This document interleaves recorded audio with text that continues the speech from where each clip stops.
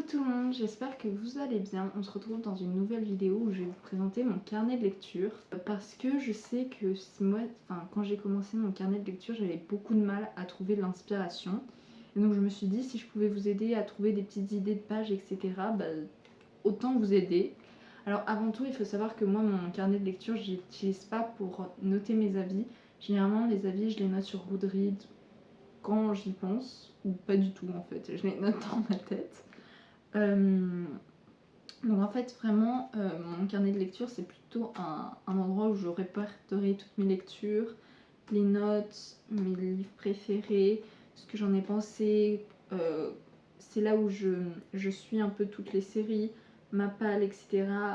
afin d'avoir un système d'organisation de mes lectures.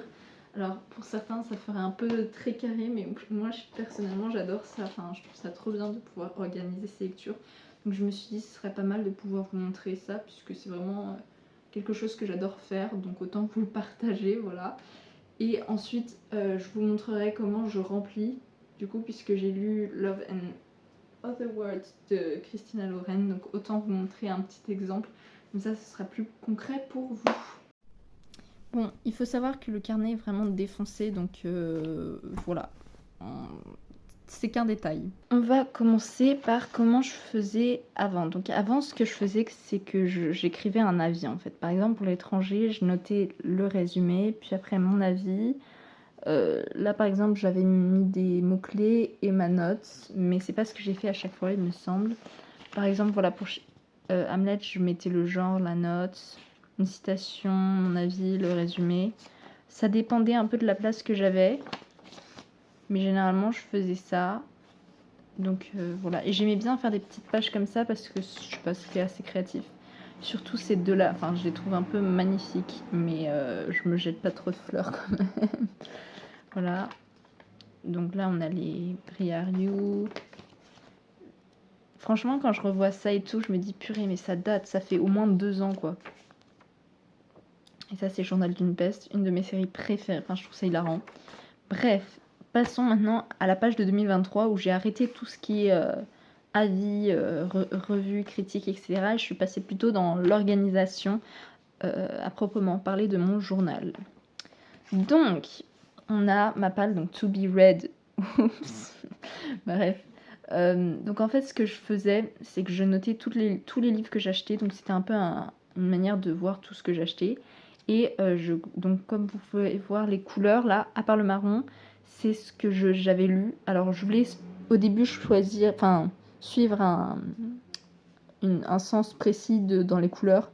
J'ai fini par prendre toutes les couleurs que j'avais, donc il n'y a pas vraiment de sens à proprement parler. Donc ça c'était un peu tous les livres que je lisais, etc. Et vous pouvez voir que du coup cette année en 2024, comme j'ai encore des livres que je lis de cette partie là, je les colorie en marron pour savoir de quelle année on peut parler, pour mieux me savoir où je vais. Donc ensuite ce que j'avais fait, c'est que j'avais fait le 70... le challenge de lecture, donc 70 livres que je n'ai pas suivi puisque j'ai lu 51 livres. Il me semble 52 que j'avais pas, un 52e que j'avais pas noté. Là j'avais noté comment je répertoriais mes lectures, donc le nombre d'étoiles, les couleurs. Et là c'était mes objectifs. Ensuite je voulais suivre un peu quand je lisais. En fait mon but c'était de lire tous les jours et j'avais essayé de répertorier, sauf qu'en fait le truc c'est que je suivais pas. Donc du coup c'est pas du tout fiable. Parce que vraiment, j'ai complètement oublié là par exemple, alors que je lisais tout autant, mais bref. Donc là, c'était un peu un flop pour l'année dernière. Ensuite, j'ai trouvé cette page-là, Book of the Year, donc le livre de l'année 2023. Et donc ce que je faisais, c'est que je notais les livres chaque mois, les livres qui m'avaient plus marqué. Et après, je faisais une espèce de podium. Et je choisissais un livre ensuite. Et donc le gagnant de l'année dernière, c'était Le Monde de Charlie ou The Perks of Being a Wallflower de Stephen Chbosky, que vraiment je vous conseille à fond.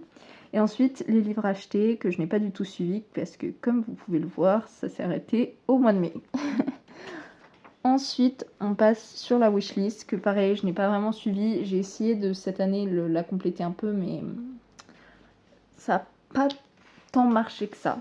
Et enfin, on a les revues. Enfin, quand je dis revues, c'est vraiment le numéro du livre dans le sens de lecture, le titre, l'auteur et ma note. Voilà, il y a rien de plus élaboré. Et donc j'avais fait ça. Voilà. Et enfin, j'avais mis un petit peu une catégorie pour les séries et un peu traqué toutes les séries que j'avais lues. Enfin, tous les livres que j'avais lus dans telle série. Par exemple, La Rose écarlate, j'ai lu jusqu'au 17e tome, mais pas le 18 et 19. Et là, c'était un peu ma bibliothèque des meilleurs livres que j'avais lus sauf que je ne l'ai pas suivi du tout. Dans le même style, mes pales de juin au juillet que je n'ai pas du tout suivi. Et comme vous pouvez voir, à chaque fois je rajoute des couleurs parce que je les ai lues. Par exemple, voilà, enchaînement très bien marqué. Love and Other Words que j'ai lu du coup avant-hier. J'ai fini avant-hier. Que je peux marquer. Ça c'est très satisfaisant. Très satisfaisant. Mais vous voyez, il y a des livres comme Divergente que j'ai mis de côté, que je ne veux plus lire. Donc forcément ça fonctionne pas trop. Mais donc voilà pour mes pales. Ensuite encore le tracker. Et enfin ma pale de décembre. J'avais vu une page comme ça et ça m'avait plu. Mais j'ai pas du tout suivi tout ça. Donc bon, c'est un peu un flop. Mais c'est pas grave.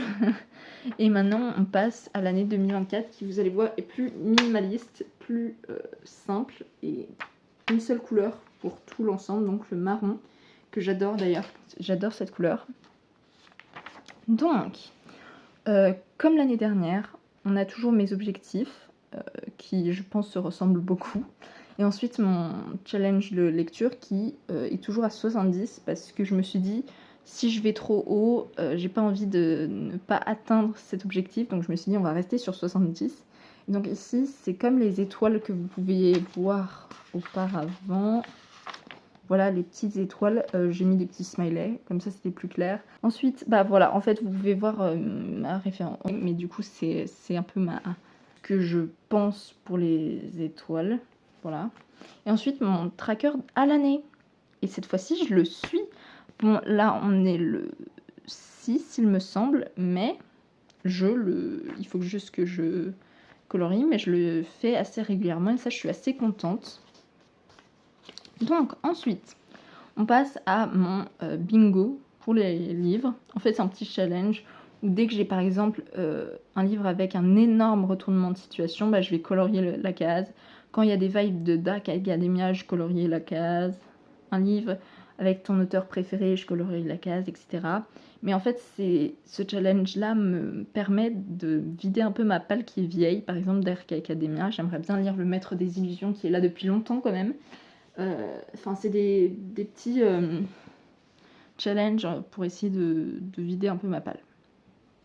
Ensuite, on a mes statistiques de lecture. Donc, pour chaque mois, je note les livres que j'ai lus, les pages, ainsi que les livres que j'ai acquis, mon nombre qui y a actuellement dans ma palle sur Goodreads et le nombre de livres que j'ai dégagés de ma chambre, de ma bibliothèque.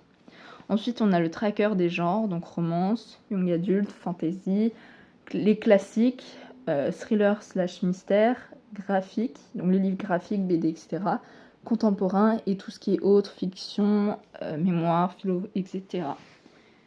Et enfin, on a les statistiques, mais de l'année, qui reprend les statistiques au mois. Ensuite, on a mon reading log. Donc en fait, j'insère toutes les lectures de l'année. Donc c'est un peu la version améliorée de mes reviews là, comme ça. Et je trouve que c'est plus simple et plus... Enfin, au moins j'ai tout devant moi. Et donc là, je vais pouvoir ajouter Love and Other Words. Et enfin, on a toujours la page Book of the Year, mais que j'ai ajouté plus de cas. Je sais pas si c'était vraiment très très malin. Mais donc du coup j'ai pas mal de matière pour réfléchir quel est le meilleur, etc. Enfin voilà pour ça. Et enfin j'ai mes lectures au mois. Donc en gros c'est juste pour voir combien de lectures je lis en moyenne au mois. Donc là je vais pouvoir ajouter une deuxième. Et ça c'est les livres que j'aimerais lire en 2024. Et on est très mal parti. Quand je vous dis très mal, c'est très mal. Parce que La ferme des animaux, je l'ai avec moi dans ma palle, comme vous pouvez le voir, mais il y a des trucs comme Anna Karenine, j'ai pas trop foi, quoi. Enfin là, c'est un peu mort. Mais il y a des trucs comme Beloved, Les Justes, Belle Amie qu'il faut que je finisse, un bref instant de splendeur, des trucs comme ça que je pense que je peux réussir à lire cette année. Enfin, j'espère. Et enfin, on a ma palle, mais la deuxième partie, parce que l'autre n'avait clairement plus de place. Là, j'ai plus de place, donc du coup, j'ai mis ici, comme ça, bah, j'ai encore de la place. Et enfin, pour finir, on a mon tracker de série, parce que j'avais plus de place de l'autre côté. Et donc du coup, là, on a Lou, Campus Driver, Adopted Love, Inheritance Games, Earthstopper, le Grishaverse en général, pas juste la saga Shadow and Bone, etc. Et voilà, donc c'est tout pour le petit tour de ce petit carnet de lecture. Et on va remplir ensemble, du coup, ce qui concerne Love and Other Worlds, afin de pouvoir bien traquer et bien être sûr de ce que je fais. Alors, ce qui concerne mon matériel, ce que j'utilise toujours pour écrire comme ça, ainsi que dans mon reading log, etc., j'utilise le stylo gel Muji, que j'espère on va pouvoir voir. Voilà. Donc le Gel Ink Ballpoint Pen Cap type 0.5 Black, qui est comme ça, je sais pas si vous pouvez le voir. Voilà, et il écrit assez finement, et il est bien. Et il est rechargeable par le dessous, il me semble. Voilà. Et là, il est bientôt temps que j'achète une recharge parce qu'il n'y en a presque plus. Mais en tout cas, j'aime beaucoup. Je trouve que c'est très agréable à écrire avec. Alors évidemment, si vous faites ça direct après, il va se, comment on dit, smudge. Mais par exemple, quand j'écrivais, enfin j'annotais mon livre The Road Trip de Beth O'Leary, franchement, je trouvais qu'il était incroyable. Donc je vous recommande aussi pour l'annotement, pour annoter plutôt. Et par contre, je sais pas si ça fonctionne sur tous les papiers. Les papiers Hugo, quand vous voyez la finesse du papier, j'ai pas confiance. Mais en tout cas, pour les livres en anglais, oui.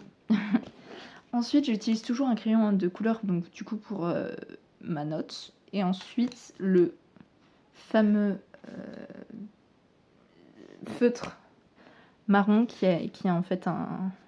Comment on appelle ça, les grosses pointes? Bref, c'est une grosse pointe calligraphie, je sais pas. Et de l'autre côté, on a le tout simple comme ça.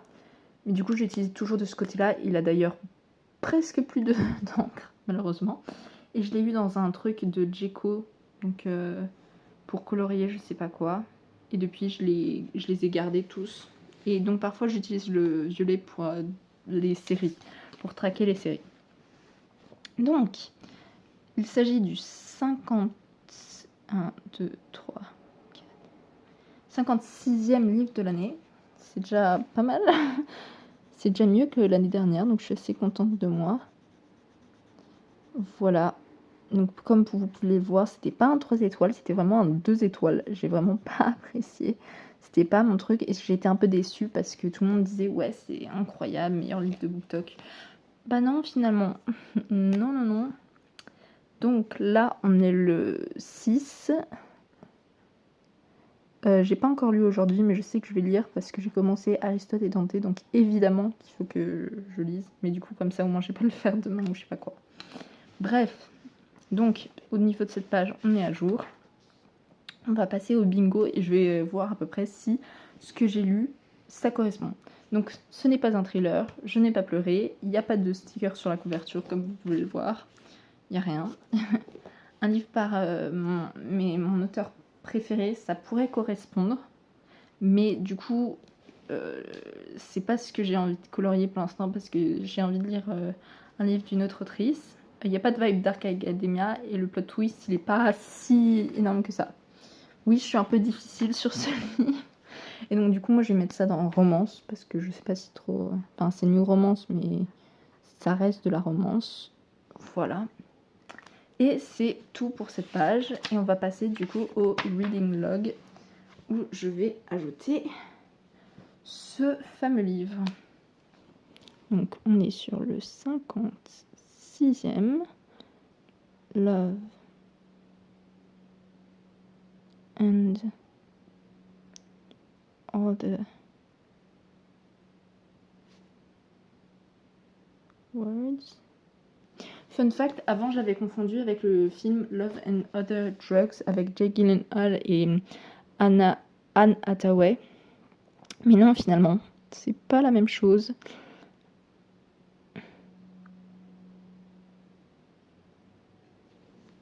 Donc je l'ai commencé, on est combien? 6, 5, 4.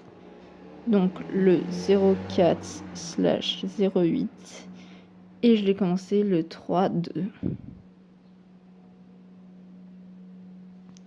Et on met 2 étoiles malheureusement pour ce livre. Donc voilà, pour que vous voyez à peu près donc le titre, enfin le numéro du livre que j'ai lu dans l'année, enfin en fonction quand je l'ai lu, le titre, l'auteur, quand j'ai commencé, quand j'ai terminé et la note. Donc on remplit pas le livre du mois, mais on va remplir ça. Donc je ressors mon feutre. Hop. Voilà, et maintenant on va essayer de trouver Love and Other World dans ma palle. Et il me semble qu'elle est dans la vieille palle parce que là c'est que des récents. Donc, le bazar. Vous me dites si vous le trouvez avant moi. Il est là. Parfait. Donc ça fait un livre dans cette page au moins à lire. Hop. Voilà, parfait. Bon, bah là on est à jour. Niveau série, bah j'ai rien à remplir. Donc là c'est absolument parfait. Voilà, c'est tout pour ce carnet de lecture. J'espère que ça vous aura plu, la découverte de mon carnet et comment je le remplis, etc. Évidemment, là, j'avais pas énormément de choses à remplir, puisque c'était pas vraiment une série. Si c'était une série, j'aurais eu à remplir le tracker des séries, et en même temps, c'était pas la fin du mois, donc j'avais pas les statistiques de fin du mois à faire, mais il y avait quelques trucs, donc j'espère que ça vous aura intéressé. En tout cas, moi je vous fais de gros bisous. S'il y a d'autres vidéos qui vous intéressent comme ça, si vous avez d'autres questions, etc., n'hésitez pas. Je vous embrasse et je vous dis à bientôt pour une prochaine vidéo. Bisous!